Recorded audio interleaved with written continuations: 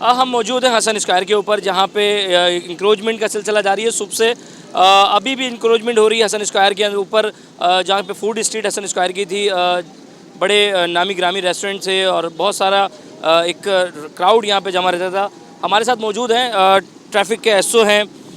इनको क्या मसाइल आते थे जब यहाँ से ट्रैफिक गुजरता था, तो लोग भी यहाँ पे काफ़ी खासा लोग यहाँ पे अपनी गाड़ियाँ पार्क कर दिया करते थे। तो सबसे ज़्यादा मसला जो है वो ट्रैफिक पुलिस को पेश आता था।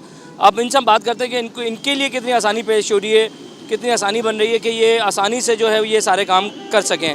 सर बताइएगा, आपको क्या सबसे पहले मुश्किलात का सामना था? सबसे पहले तो आप लोगों का शुक्रिया कि आप आए हो इसको हाईलाइट करने के लिए, इस हमारे मसले को।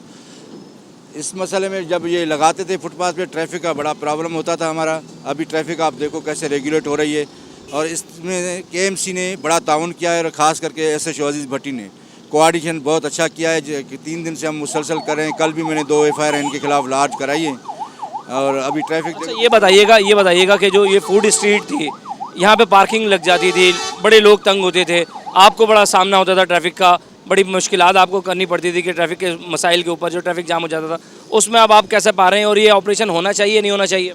ये बिल्कुल होना चाहिए। ये तो हमारी देरीना ख्वाहिश भी थी जो आज हमारी पूरी हो गई है। और उस वजह से डबल ट्रैफिक लग जाती थी, जो गाड़ियाँ लग जाती थी, खाने के लिए लोग आते थे, हमारा मेन रोड डिस्टर्ब होता था, एम्बुलेंस से फंस जाती थी। अब आप देखें मेन यूनियस रोड कैसे चल रहा है, क्लियर चल रहा है। और इंशाल्लाह ये अभी परमानेंट बुनियाद पे हमने काम किया है, आइंदा ये नहीं होगा और हमारी ट्रैफिक रवाना रहेगी। अब हम आगे की तरफ बढ़ रहे हैं, हसन स्क्वायर से आगे की तरफ जा रहे हैं, बैतुल मुकर्रम मस्जिद की तरफ। हमारे साथ मौजूद हैं डायरेक्टर इंक्रोचमेंट हैं जमील साहब, हमारे साथ मौजूद हैं डायरेक्टर इंक्रोचमेंट हैं DMC ईस्ट के।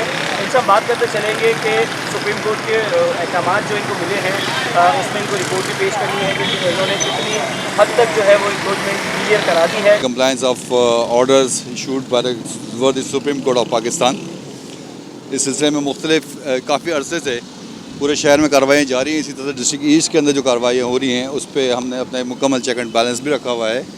और मुख्तलिफ औकात में हम मुख्तलिफ अदवार में ड्राइव इसमें देते रहते हैं, ताकि यहाँ पे इंक्रोचेस की हम थोड़ा बेखनी कर सकें, उसको हम उसकी हिम्मत तोड़ सकें, उसकी ताकत तोड़ सकें कि जो वो बार बार मूवेबल जो इंक्रोचमेंट होती है वो सड़कों पर आ जाती है, फुटपाथ पर आ जाती है, या पब्लिक प्रॉपर्टी पर आ जाती है, उनको ख़त्म करने का हमने आदा किया हुआ है। इस वक्त हमारे साथ जो है जो हमें पूरी मुकम्मल सपोर्ट जिसे बोलते हैं कि हमें अपने डिस्ट्रिक्ट चेयरमैन मोहित अनवर भाई, उनकी तरफ से हमें पूरी सपोर्ट है।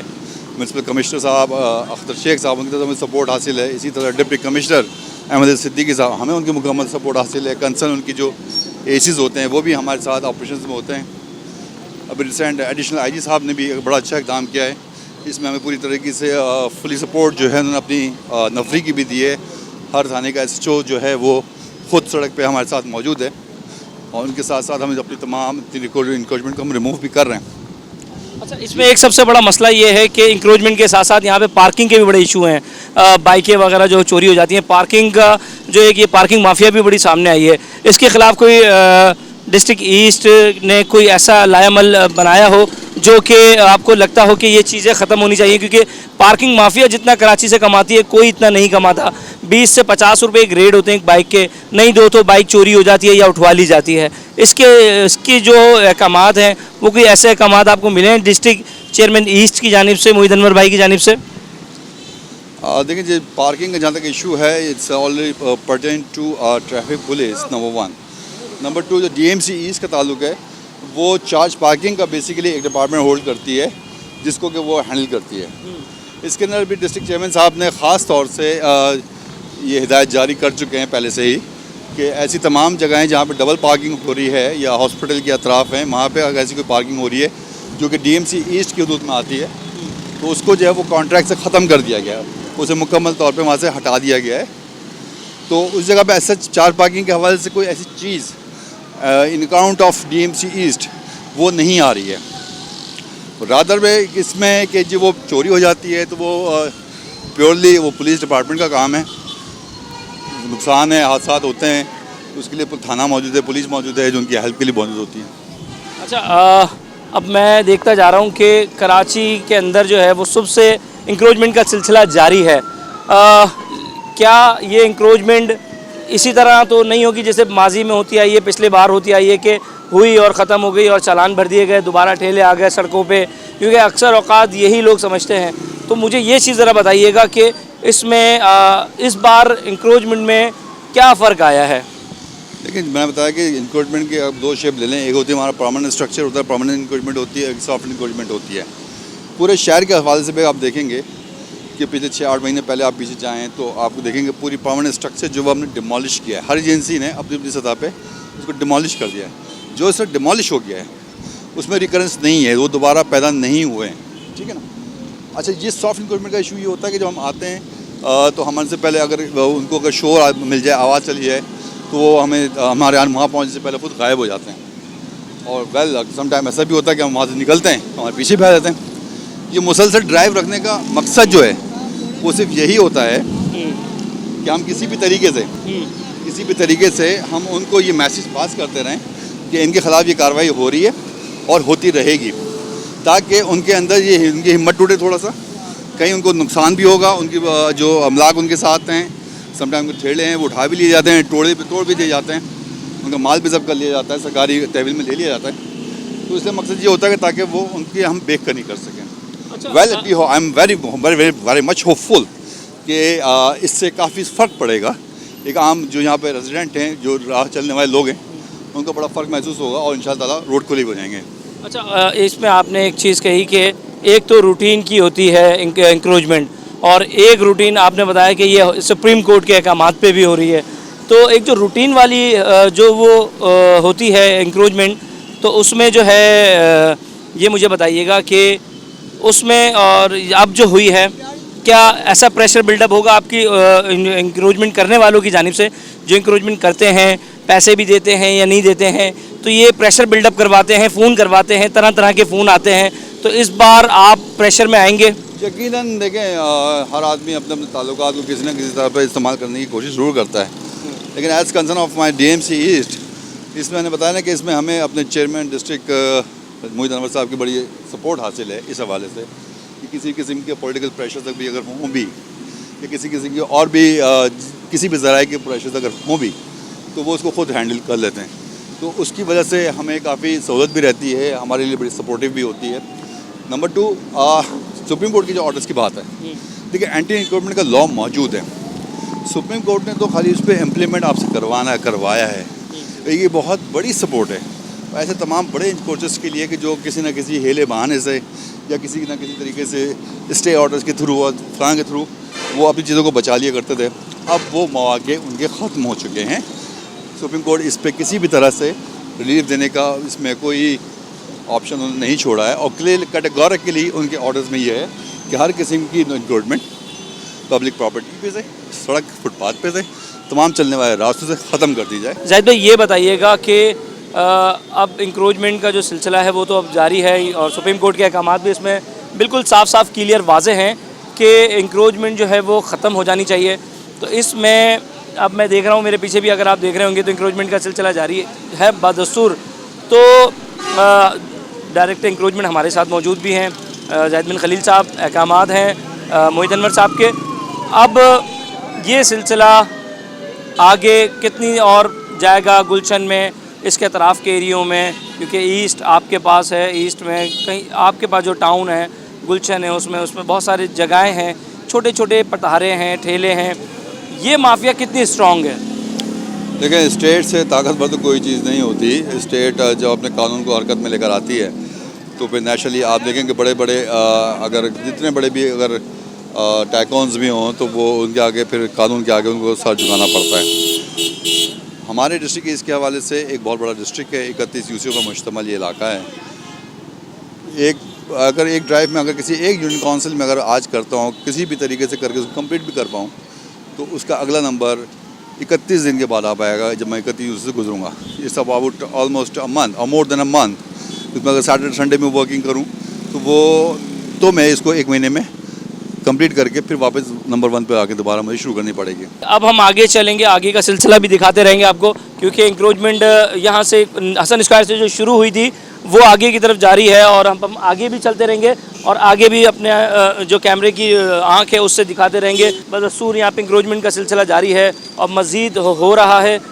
यहाँ पे जो लोग हैं, यहाँ पे जो चीज़ें हो रही हैं उस हवाले से अगर हम देखें तो बहुत स्ट्रिक्टली अहकामात हैं सुप्रीम कोर्ट के। तो हम दोबारा आ चुके हैं हसन स्क्वायर की दूसरी जानिब, जो कि हसन स्क्वायर नीपा से लेकर हसन स्क्वायर जो रोड जा रहा है उस तरफ हम डायरेक्टर इंक्रोचमेंट हैं जाहिद बिन खलील, उनसे हम बात भी करेंगे। उन्होंने हमें बताया कि सुप्रीम कोर्ट के हवाले से जो है वो अहकामात उनको मिले थे, तमाम एजेंसियों को अहकामात दिए गए थे कि कराची भर में जो इंक्रोचमेंट है वो हटा दी जाए, क्योंकि इसके आड़ में जो है वो जो लोग अपना मुनाफाखोरी कर रहे थे, जो बीटर नुमा जो लोग थे, उनके ख़िलाफ़ ये क्रैकडाउन शुरू किया गया है कराची के अंदर। कराची सुबह से जो है वो इंक्रोचमेंट का सिलसिला बना हुआ है। कराची पुलिस, DMCs के इदारे और जितने भी कराची में UCs हैं उन जगहों से जो है वो इंक्रोचमेंट का सारा सामान उठा के DMC दफ्तरों में, DMCs के ऑफिसों में जो है वो पहुंचाया जा रहा है। अब हम आगे चलेंगे और बात भी करेंगे कि किस तरीके से जो है वो इंक्रोचमेंट का सिलसिला जारी है और कहाँ तक ये इंक्रोचमेंट का सिलसिला जारी रहेगा। मेरे पीछे भी अगर आप देख सकते हैं, मेरा कैमरामैन दिखाए तो वो इंक्रोचमेंट मुसलसल जो है वो जारी है। ये देख रहे होंगे आप कि किस तरीके से सिलसिला यहाँ पे जारी है, सामान को खींचा जा रहा है, उतारा जा रहा है। और जो गाड़ी है DMC की, और वो भी यहाँ पे हमारे कैमरामैन दिखाएं तो मौजूद है। ये गाड़ी है जिसके अंदर सामान लोड करके जो है वो DMC ऑफिस में जो है वो पहुँचाया जा रहा है। इनके डायरेक्टर हैं जाहिद बिन खलील, उनसे हम दोबारा बात करेंगे कि मज़ीद और कब तक ये ऑपरेशन जो है वो जारी रहेगा। एक बार फिर सिलसिला जारी करेंगे जाहिद बिन खलील साहब से कि अब मज़ीद इंक्रोचमेंट जो है वो जारी है। अब हम यूनिवर्सिटी रोड की दूसरी तरफ हैं, जो कि नीपा चौरंगी से हसन स्क्वायर की जानिब जो रोड जाता है उधर हम मौजूद हैं। यहाँ पे हॉट एंड रोल है, दीगर दुकानें हैं, टंकियों की दुकानें हैं, पानी की टंकियों की। यहाँ पे भी इंक्रोचमेंट का सिलसिला जो है वो जारी है। डायरेक्टर हैं इंक्रोचमेंट जाहिद बिन खलील साहब, इनसे हम जानते हैं। जाहिद भाई, ये अब दूसरे रोड पर अब हम आ गए हैं, यहाँ भी इंक्रोचमेंट का सिलसिला जारी है। तो इस तरीके से राशिद मनाज रोड है, इसके साथ जो चैज़ब है उधर भी काफ़ी सारी इंक्रोचमेंट हुई है। अब क्या वहाँ का भी सिलसिला हम जारी रखेंगे? ये देखें, मेन यूनिवर्सिटी रोड है, हमने हसन स्क्वायर से इसको शुरू किया, जो अजीज़ भट्टी थाने की लिमिट लगती है बेसिकली। अभी हमने हसन स्क्वायर से लेकर ऑनवर्ड्स नीपा, अब नीपा से ऑनवर्ड्स अब ये अदर साइड पे जो रोड आ रहा है, जो अब हसन स्क्वायर की तरफ वापस जा रहा है, इस रोड पे जो भी हमें चीज़ इंक्रोचमेंट की सूरत में मिल रही है उसको हम यहाँ से रिमूव करते हुए जा रहे हैं। अभी इस वक्त हम अजीज़ भट्टी के लिमिट में काम कर रहे हैं। अभी अजीज़ भट्टी लिमिट में अभी ये पहला पोर्शन है जिसे अभी दोबारा अख्ताम होगा हमारा इस पे हसन स्क्वायर पे।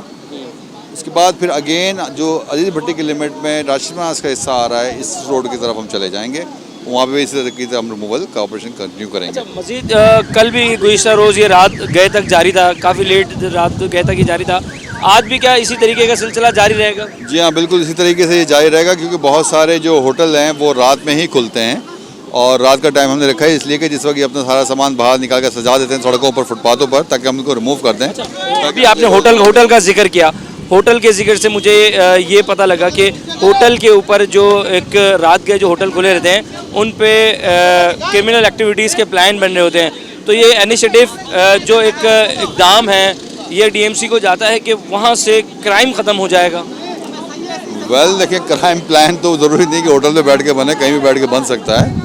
हमारा पोर्शन सिर्फ एंटी इंक्रोचमेंट का है, बाकी तो देखें जो लॉ एंड ऑर्डर की सिचुएशन है या क्रिमिनल एक्टिविटीज़ के हवाले से ठीक है, इसमें हमारी ड्राइव एक सपोर्टिव ज़रूर हो सकती है, लेकिन वो काम इलाका पुलिस का होता है, वो इन चीज़ों को देखेगी। हाँ, किसी भी जगह पे जहाँ पे थोड़ा इस तरह का रश लग जाता है तो माना जा सकता है कि शायद ऐसी जगहों पर बैठ के कुछ प्लानर्स भी बैठते होंगे, कुछ क्रिमिनल्स भी अपने टारगेट्स को भी अचीव करने के लिए बैठते होंगे, यकीन ऐसा होगा। और जब ये ड्राइव्स होंगी तो उससे उनको भी क्लियर होगा वो जगह, तो वो उनको बैठने का मौका नहीं मिलेगा, तो बहुत सारे उनके लिए उनके टारगेट्स भी मुश्किल हो जाएंगे। ठीक है, अच्छा, अब यहाँ से हम आगे की तरफ चलेंगे और आगे की तरफ जो है वो मज़ीद इंक्रोचमेंट जारी रहेगी। देखना ये है कि ये इंक्रोचमेंट रात गए कितनी देर तक जारी रहती है। जी,